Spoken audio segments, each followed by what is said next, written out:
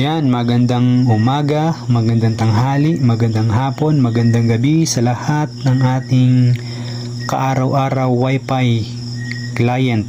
Ano po? So, madalas tayo nakakarinig, sir, ang bagal ng internet ko. Sir, walang signal ang ating Wi-Fi.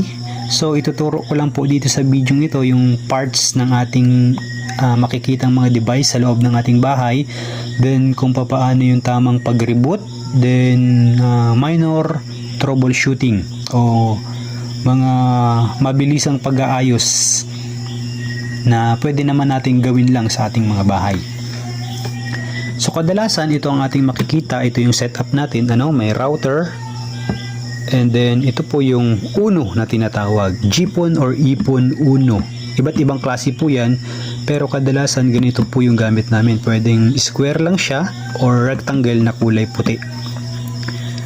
So ito pong Uno ay makikita natin sa likod, meron siyang cable, may power, ito po yung fiber. So ito pong cable na kulay puti, nakarekta po yan or nakakabit dito sa router natin. Makikita po natin, pag tinanggal ko po ito, yung blink na kulay green na nagbi-blink na ilaw mawawala. Yan po ang nagko-connect dito sa ating router. So kapag wala po yung ilaw or steady lang ang ilaw niya, ibig sabihin wala tayong internet. Ito lang po yung pwede nating galawin. Pwede po natin siyang tanggalin, ibalik natin. Pag hindi pa rin gumana, gawin po natin dito sa router. Tanggalin natin. Basta tandaan nyo lang po kung saan nyo tinanggal, dun nyo lang ibabalik. Ibabalik natin. Iilaw po siya ulit. Ang normal po niyan ay blinking continuous. Nagbiblink po siya tuloy-tuloy. So ano naman itong ilaw na kulay blue? So ito po ay isa ding indicator na merong internet kayo. Makikita nyo po yan. Kapag tinanggal ko itong fiber, mawawala po yung kulay blue at merong ilaw na kulay pula. Yan. Loss.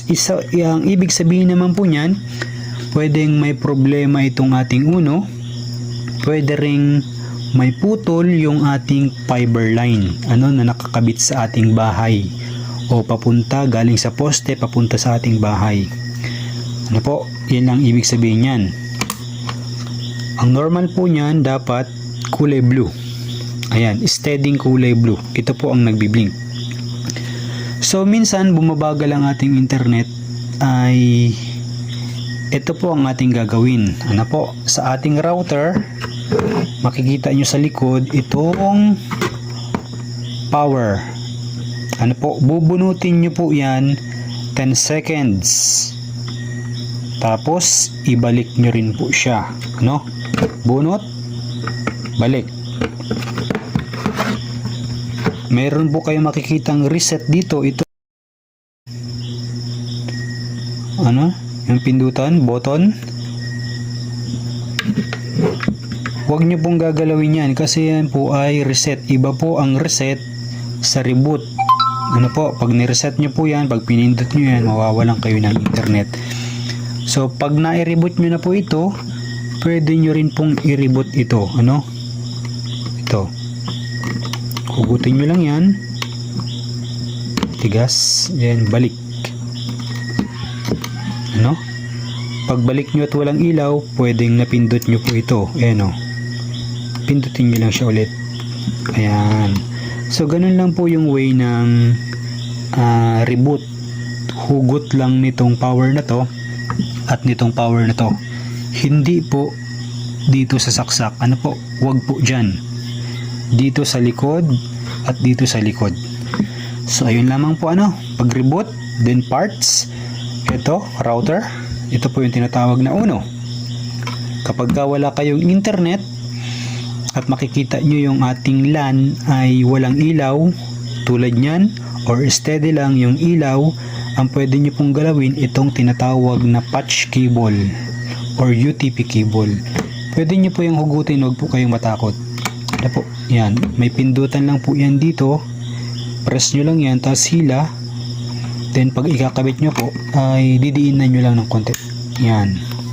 So yan po yung normal na setup sa ating mga bahay. So yun lamang po, maraming salamat, ingat po tayo. God bless sa ating lahat.